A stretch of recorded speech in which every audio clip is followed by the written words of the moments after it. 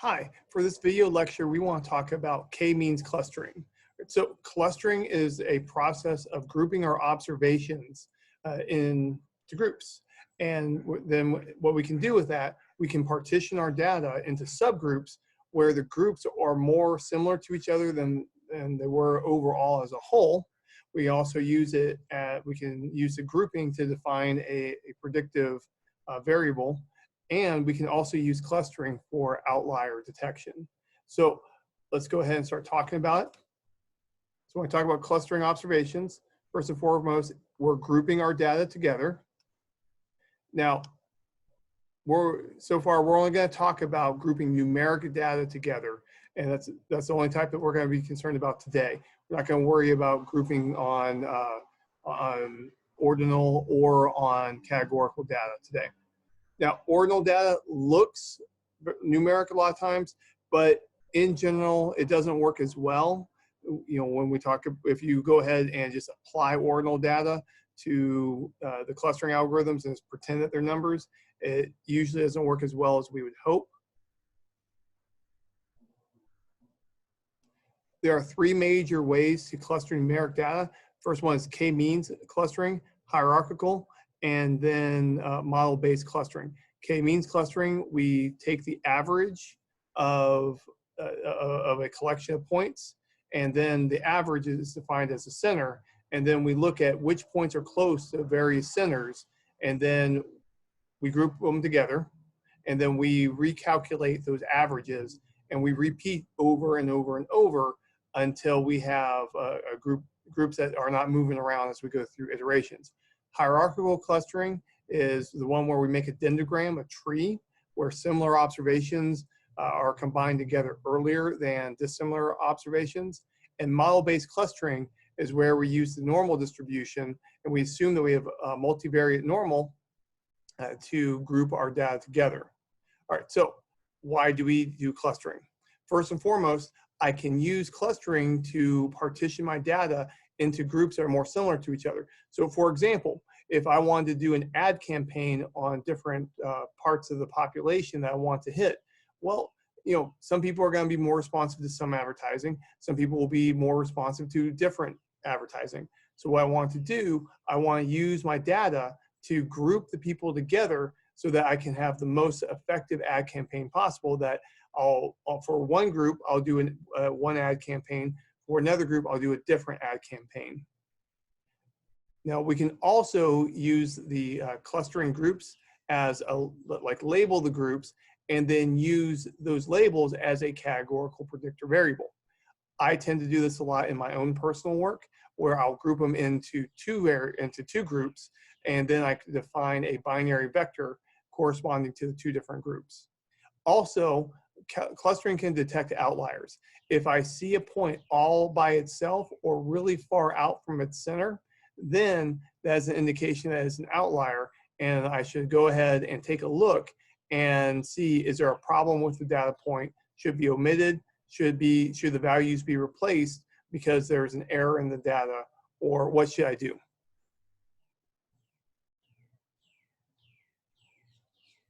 All right, now, something about clustering, this is true for all types of clustering, is that we almost always want to center and scale our data before we go ahead and cluster. Usually the exception to this is when our data has a fixed range of values, like let's say my data goes from 0 to 1. And in that case, if it's all 0 to 1 and I trust the distributions, I might not center and scale. But if you don't know, go ahead and center and scale. That's normalizing our data. Now, if we don't center and scale, the variables that have greater variance, greater standard deviation, will have more influence on the outcome of our clustering. All right, so you can think of it as the standard deviation. It's kind of like the weight in our clustering algorithm. So if I center and scale, scaling, remember, makes it so that the standard deviation is 1, then they all have equal weight. Now, something we can do, and this is a trick that's really neat to do, if I want to make sure that certain variables have more influence than others, I can center and scale, and then I can multiply by the weights that I have. By doing that, that multiplication after center and scaling sets it up. My neighbors are having fun on a jet ski right now. They're whooping and hollering. I don't know if you can hear it, but it's distracting me right now. But okay, so where was I? All right, center and scale the data. After that, if I want to change the weight of a variable in the algorithm so that one variable has more influence than others, I multiply by a scalar. So let's say I multiply by 1 for a variable, 2 by another, 3 by the last one. The one that's multiplied by 3 will have 3 times as much influence as the first, and the second will have twice as much as the first. All right, so that way we can kind of have an idea of which ones are the most important.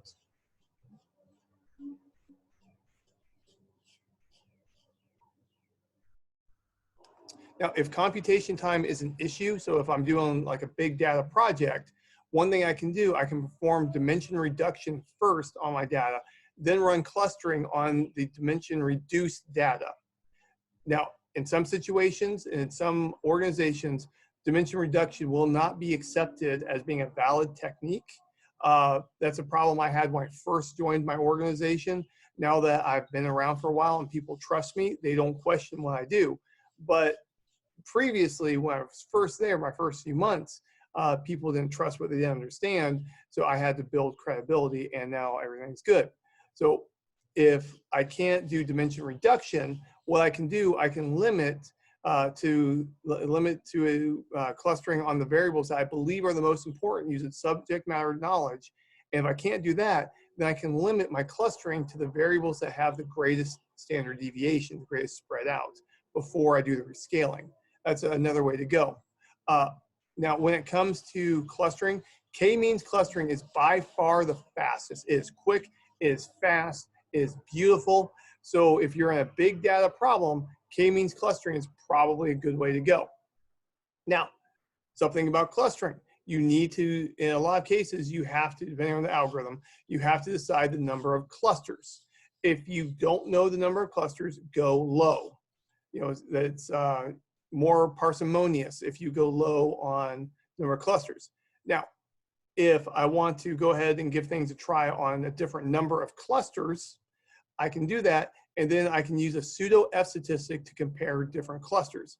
All right, remember, the F statistic is for analyzing the ratio of two variances. When, remember from our stat theory class, that's where the F statistic comes from. And analysis of variance, right? Analysis of variance. The F test is used in ANOVA, and the F statistic is a measurement of the ratio of empirical variances. So why am I saying it's a pseudo F statistic?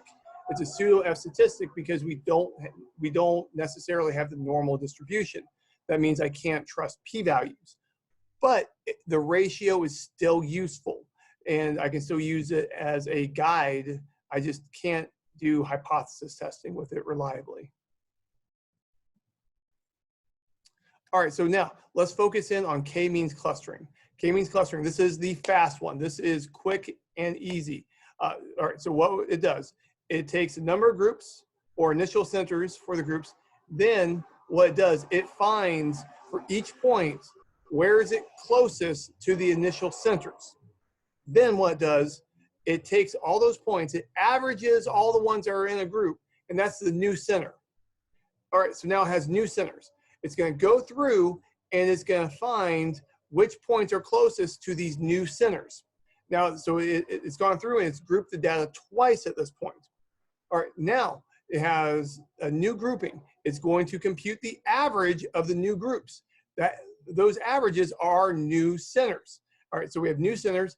The algorithm is going to go through, find out which points are closest to each of the centers, and then it's going to repeat and compute the averages all over again. It's going to do this over and over and over until the groups don't change, or we say, hey, we've had enough. Usually this gets done in just a few iterations. This algorithm is really, really fast. This is a lot faster than other methods of clustering. This is a good choice if you have a big data problem. Now, in R, if I just say, hey, I want a number of groups, but I don't specify the initial centers of the group, the algorithm is going to randomly pick some points in my data, and then it's going to run. All right, so why do we need to know about this? If I need to be able to reproduce this later, I don't like using random variables.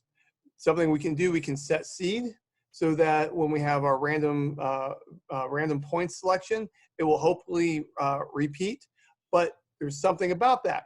Different machines have different random number generators. We can do better.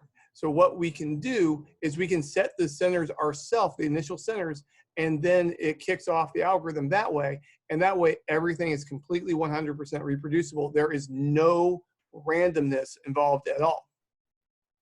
Something to be aware of is that if I have outliers, outliers can pull things out because I'm taking an average. You know, when I figure out those centers, anytime I have outliers, those are going to pull my averages away from like the median of those groups. Therefore, we just need to we just have to know that we have outliers going on. Now, if we're using this to detect outliers, well, yeah, that's a good thing. It's very sensitive because that'll help us spot which ones are outliers. I talked about the reproducibility already. All right, so if I'm going to set the centers, one thing that I find is a good trick is to pick extreme values. And so you'll notice that here I went ahead and just made like 8 of them, 8 centers going on. So this is a situation where I have 3 variables, I want 8 centers, and I'm picking extreme ones. So if I was to center and scale my data, that means that things will be approximately normal distributed-ish. All right, well, in that case, -3 is a pretty extreme to the left value, and +3 is a pretty extreme positive value. Okay, so what I'm doing, to make sure that my points are pretty far apart from each other, when I do the grouping, I'm going to go ahead and have the extreme values in there. Now, if I need to reduce the number of groups, I just go through and I delete a couple rows that I don't think are important. Easy peasy, lemon squeezy.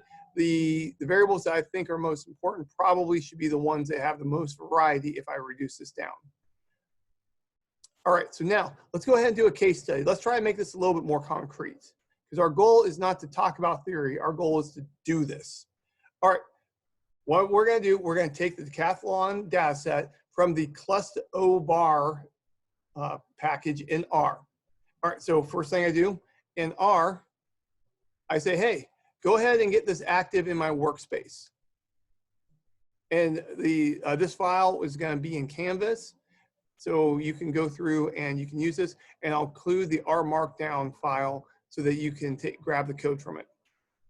All right, so here this says, hey, go into this package, make this data set active in my workspace. Okay, so now let's go ahead and let's look at the dimension. How big is this? All right, I've got 41 observations, there's 41 athletes, and 13 variables. Okay, 13 variables answer the decathlon. We know that 10 of them are going to be measurements of how well they did in each event.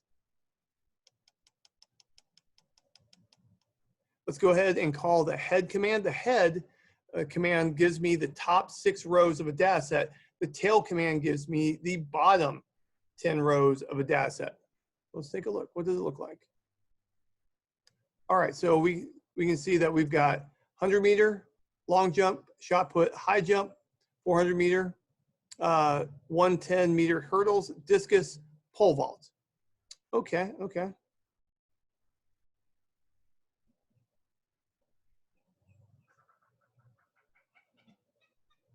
Now after that, we have the javelin, the 1500-meter. I ran that quite a few times in high school. We have their rank in the competition. We have the points and the competition. All right, and you'll notice that we have the athlete's name as our row variable. Now let's look at the tail of the data. All right, pretty similar. All right, the cast star for the competition up at the top, and Olympic G for the bottom of the data set. All right, so something I like to do when I'm working on a project like this, I like to reorder my data so that way I kind of have an intuitive feel for where things are, so that if I see something, so if I put all of like the lesser values towards the top of the data set and the greater values at the bottom of the data set, and I'm looking through and I see a pattern in some variable that I'm building, then that tells me that it's probably connected to the variable that I sorted on. So what I'm going to do, since this has a points column in the decathlon, this is the cumulative of all the events put together in some calculation. I'm going to order it so that the ones who have the least points are at the top of the data set. The ones with the greater points are at the bottom of the data set. That way, if I see something's going on in my output, towards the top and towards the bottom are very different, I know that's probably correlated with the decathlon points. All right, so there are 10 events. It's a decathlon, 10. 4 runs and hurdles, 3 jumps, 3 throws. All right, so I want to focus on the events data. And I want to, and let's go ahead and organize the data frame. So what I did was I make a vector. My personal notation is if I put a V, that's a vector. If I put an M, that's a data matrix. If I put an L, that is a data list. Okay, and I say keep because these are the variables I want to use. This is kind of like a SAS notation thing, kind of sassy. All right, so I got 100 meters, 400 meters, 1500 meters, then 110 meter hurdles. So I've got the runs in order. Then I have like the running and jumping event. I have the jumps, and then I have the throws. So this way my data is a little bit more organized, so it'll be easier for me to spot something as I work through this. All right, so now I'm going to make a subset of my data. I'm going to just keep the event data going on, and I want to do k-means clustering on the event information. Notice that I don't have their name, I don't have their rank, and I don't have their points. All right, points comes from the event data, and rank comes from the points. So rank comes from the event data. Therefore, that would be redundant, and that would kind of pollute the results of this because it's not really those aren't athletic events themselves. I'm more interested in the components for this. All right, so let's see what happens. All right, so I'm going to do k-means and on the decathlon data set, and this is my first k-means model that I'm building.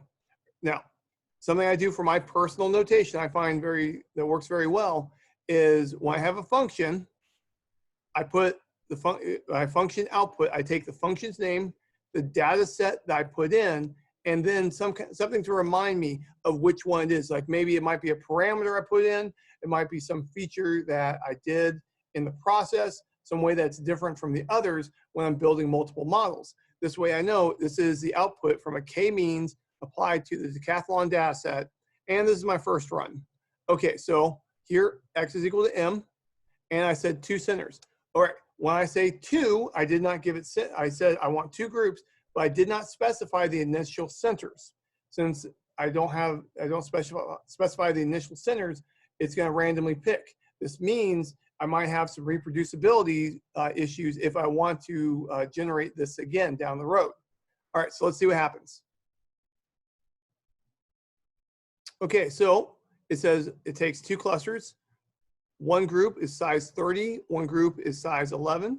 Oh, so one's about 3 times as big as the other. Okay. So now let's look through the values. Those are kind of close. Those are kind of close. Oh, there's a bit of a difference here. Same, close, same, close. A little bit of difference here, not much. And I mean, those are pretty close. All right, so what I want you to notice is that on the 1500 meter, that's the only variable that really had a difference in my center. Okay, what's going on? Well, if you think about it, think about the amount of time it takes to run the 100 meters and think about the amount of time it takes to run the 1500 meters. All right, 1500 meter is a lot longer of a distance for running.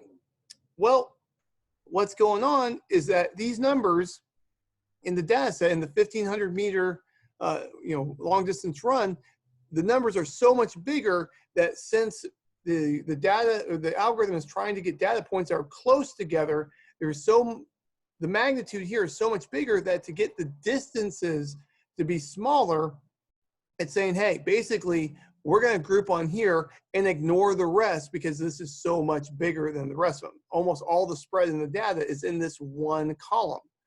Well, that's probably not the best way to go. If I wanted to cluster on 1500 meter, I just would have clustered on 1500 meter and not worried about the other 9 events. All right. Now down here, we can see what our groups are. And so this will roughly be in 2 groups, fast and slow on the 1500 meter. Now we have the between sum of squares and total sum of squares ratio is, 52%. So, we can look at this to kind of get an idea of how good our clustering is. And these are components of the k-means algorithm output that I can pull up if I want to.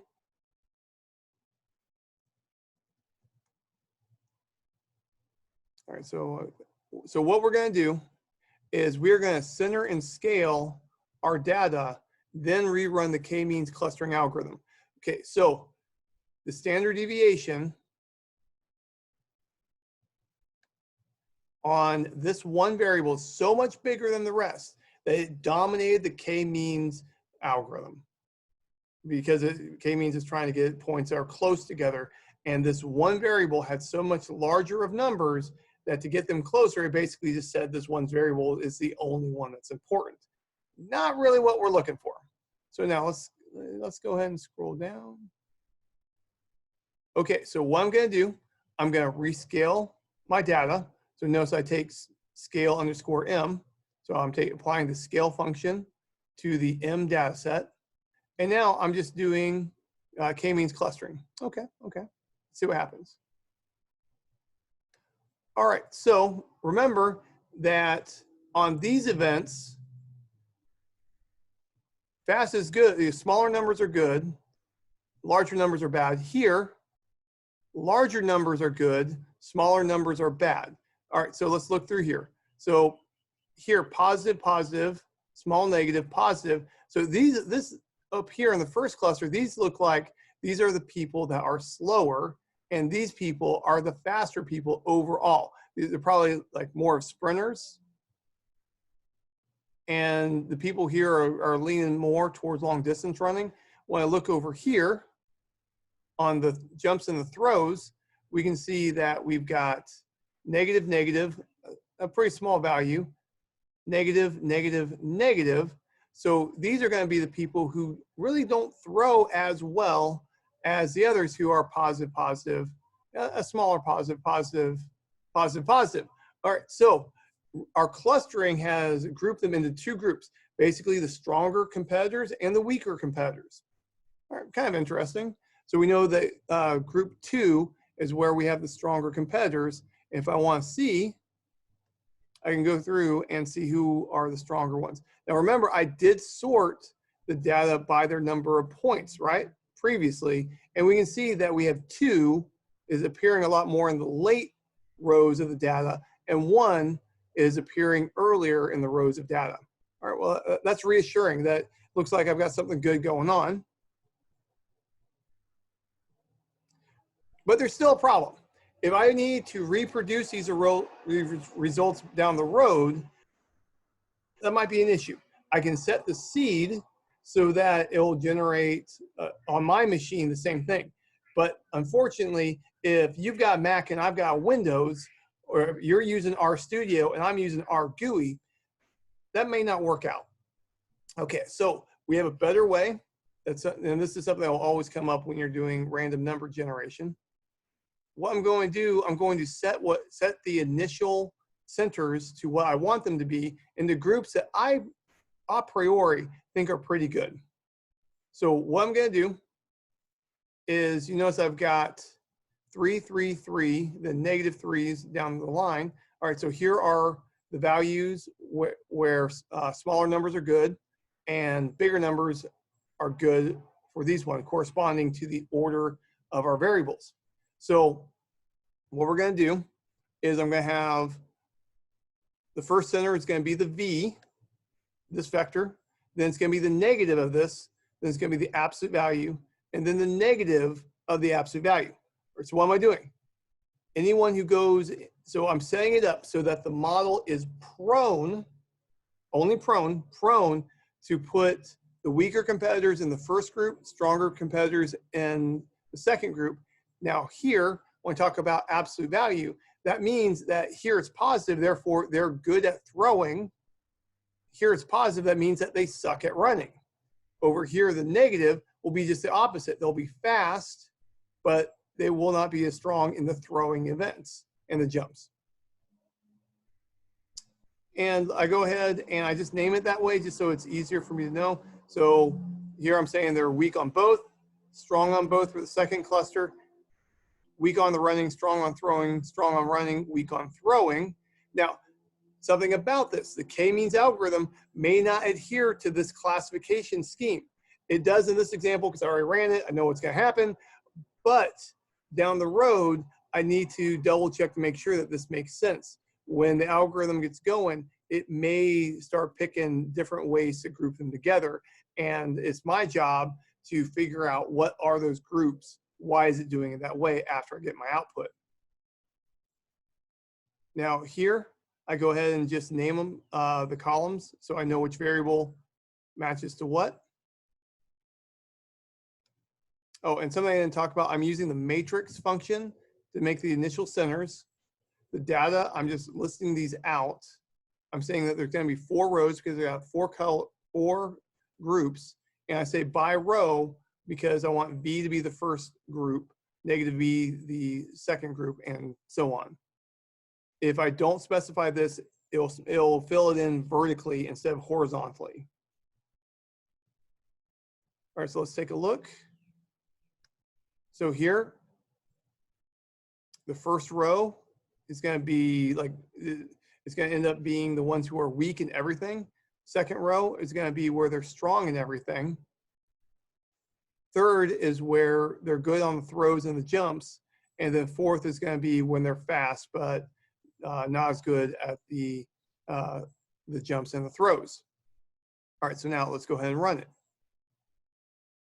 All right, so I go ahead and I do this. So X is my data. I take the rescaled version.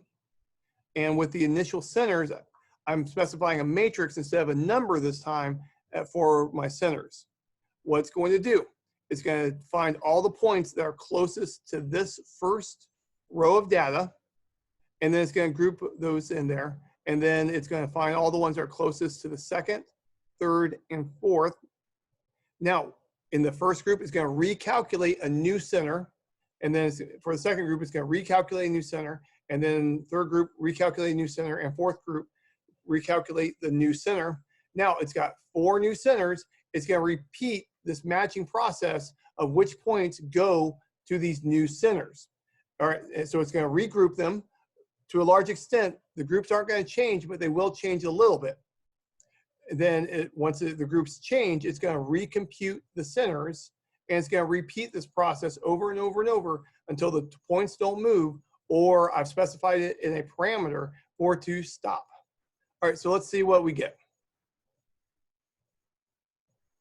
I get k-means clustering with 8 in the first group, 10 in the second, 8 in the third, and 15 in the last one.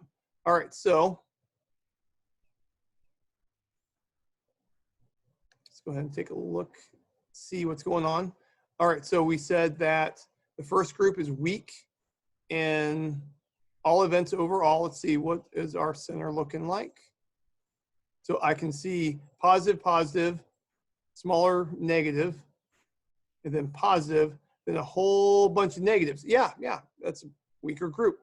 Then we have negative, negative, small positive, negative. All right, so these are overall the faster people, maybe not as strong at the long distance stuff.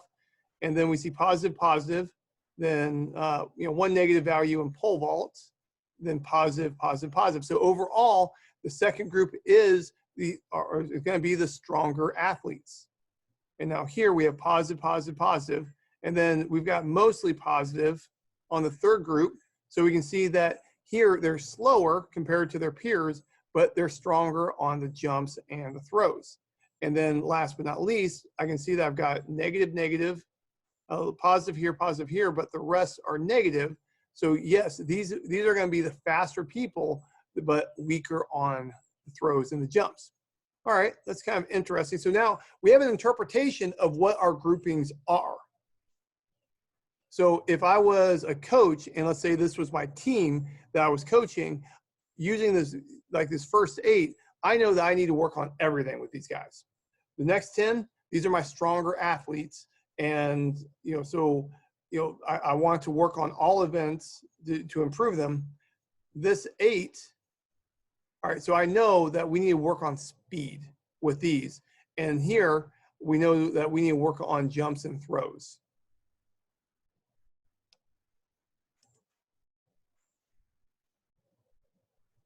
And here we can see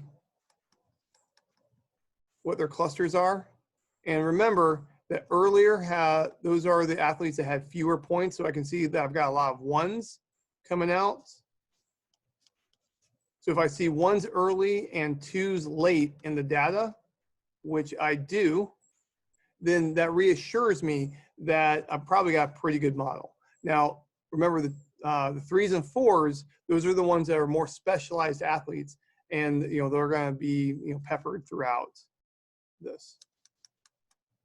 I account for about 38% of the total sum of squares. All right, so now let's go ahead and let's try to visualize this. Remember, anytime I want to do something with data science, I want to make a picture so I understand what's going on. Math is complicated. Let's try to make a picture out of it to help us understand what's going on. Okay, so what I'm going to do, I want to plot this. I've got 10-dimensional data. I cannot visualize 10 dimensions in my head. I try all the time and I fail. What I want to do is I'm going to use principal components. Remember, principal components gives me a way to do dimension reduction. I'm going to take the first 2 principal components, I'm going to plot those, and then I'm going to use the results from my clustering and other features in my data to visualize what's going on to tell me, do I have good clustering?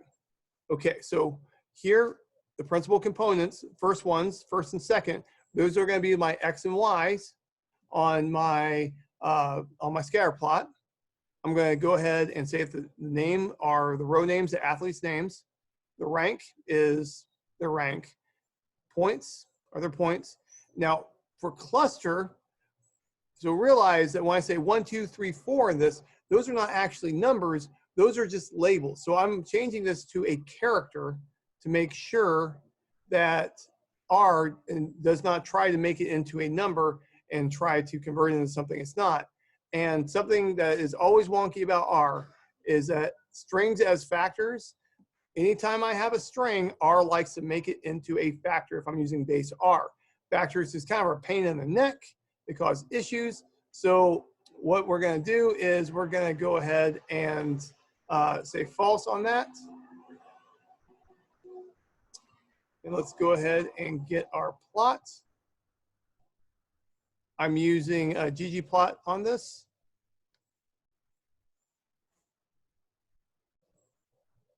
So first component is my X. Second component is my Y.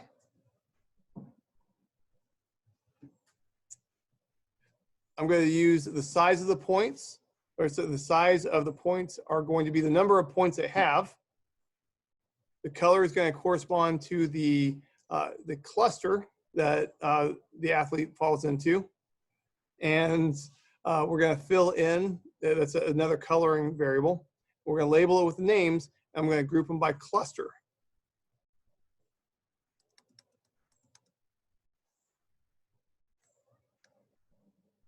Okay, so something I want to point out. I'm using ggplot. That means I'm using the grammar of graphics. The grammar of graphics works in layers. First layer is the data layer. Next one is the aesthetics. So I put the data in here. Then in the aesthetics, I go ahead and I I say what each variable, does for the plot. Now, when you see geom, that is the plotting mechanism. So here I'm going to say make a scatter plot. Here it's say plot the points. Now I'm using ggRepel. What this does, I'm going to put the labels, but I don't want them to be exactly on the X and Y points. I want them to be kind of spread out.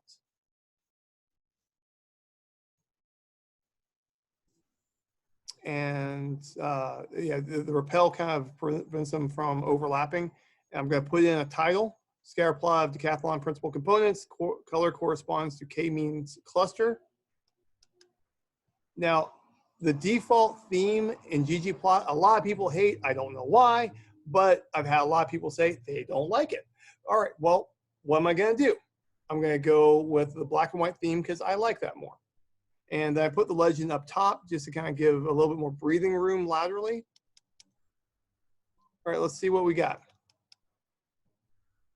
All right, so first and foremost, let's take a look at the colors. So I see that I've got red, then I've got green. Let's see, did it drop? Oh, I meant to put top instead of none. All right, so red is the first one, and then green is the second, and then third and fourth are these two. This should have been top, not none. I messed up. I messed that up. All right. Well, I'm gonna keep on rolling. So let's take a look at what's going on. So to the left, we can see that we have our weaker athletes. To the right, we have our stronger athletes. And the ones who are like specialized are kind of like on top of each other. All right. Well, I can kind of see these are the weaker, these are the stronger, and these are stronger in like in specialization. Then along this axis, this is kind of like judging overall. The first principal component is measuring overall how strong is that athlete. Oh, that's interesting. Now, then what is our second principal component doing? Well, let's look here. So down here, I have, the specialization. Up here, I have the other specialization. So the second principal component is measuring, are they more of a runner or are they more of a jumper thrower? Kind of interesting. Now, if I was to go through and get the other 8 principal components, there might be some other things that are interesting to detect out of here.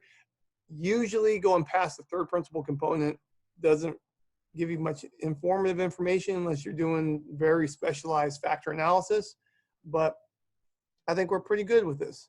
All right, so let's look, and we can see which athlete is landing where. And that is all I've got for you. I hope you're having a great day. Take care.